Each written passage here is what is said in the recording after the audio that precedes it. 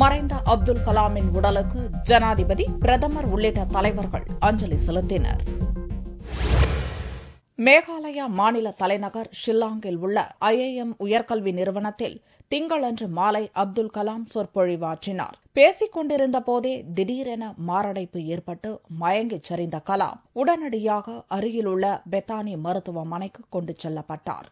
ஆனால் அவர் ஏற்கனவே இறந்துவிட்டதாக டாக்டர்கள் தெரிவித்தனர். அவரது உடல் கவுஹாத்தியிலிருந்து டெல்லிக்கு செவ்வாயன்று காலை கொண்டு வரப்பட்டு ராஜாஜி சாலையில் உள்ள அவரது இல்லத்தில் பொதுமக்கள் பார்வைக்காக வைக்கப்பட்டது. ஜனாதிபதி பிரணாப் முகர்ஜி, துணை ஜனாதிபதி ஹமீத் அன்சாரி, பிரதமர் நரேந்திர மோடி ஆகியோர் மலர் வளையம் வைத்து அஞ்சலி செலுத்தினர்.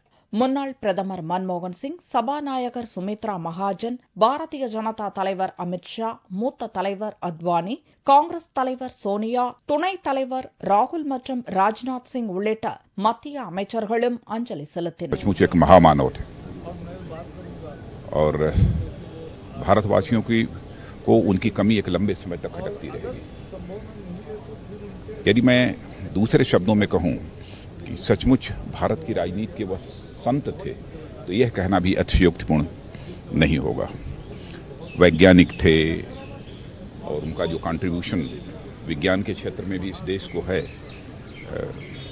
उसे भारतवासी कभी भूल नहीं सकते. டெல்லி முதல்வர் அரவிந்த் கெஜ்ரிவால், உத்தரப்பிரதேச முதல்வர் அகிலேஷ் யாதவ், சமாஜ்வாடி தலைவர் முலாயம் சிங், தேசியவாத காங்கிரஸ் தலைவர் சரத்பவார் உட்பட பல கட்சிகளின் தலைவர்களும் அப்துல் கலாம் உடலுக்கு அஞ்சலி செலுத்தினர். தொடர்ந்து ஆயிரக்கணக்கான பொதுமக்கள் கலாமின் உடலுக்கு இறுதி அஞ்சலி செலுத்தி வருகின்றனர். 2002ஆம் ஆண்டு முதல் 2007ஆம் ஆண்டு வரையில் ஜனாதிபதியாக இருந்த அப்துல் கலாம் ஜனாதிபதி மாளிகையை பொதுமக்களும் எளிதில் அணுகும் வண்ணம் பல்வேறு நடைமுறைகளில் மாற்றம் கொண்டு வந்ததால் அவர் மக்களின் ஜனாதிபதி என அன்புடன் அழைக்கப்படுகிறார்.